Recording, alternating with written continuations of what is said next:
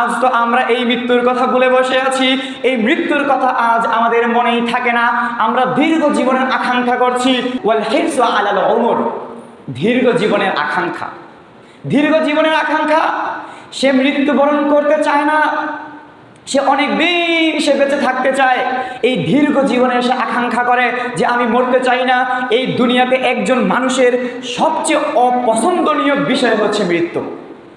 এমন একটা মানুষ দেখান যে মরতে চায়? কেউ দুনিয়াতে মরতে চায় না।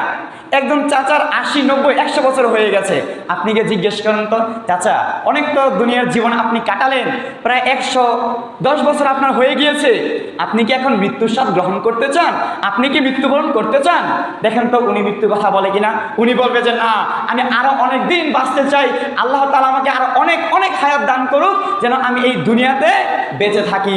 সে কোনোদিন মৃত্যুবরণ করতে চায় না, সে কোনোদিন সে মৃত্যুবরণ করতে চায় না।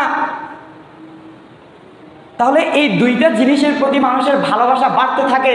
এক হলো সম্পদের প্রতি, মানুষ এই দুনিয়ার সম্পদের মোহে পড়ে, দুনিয়ার এই টাকা পয়সা, ধন সম্পদ, ভোগ বিলাস, আরাম আয়েশ, এইগুলোর মোহে পড়ে মানুষ মৃত্যুকে ভুলে যায়, মৃত্যুকে মানুষ ভুলে যায়।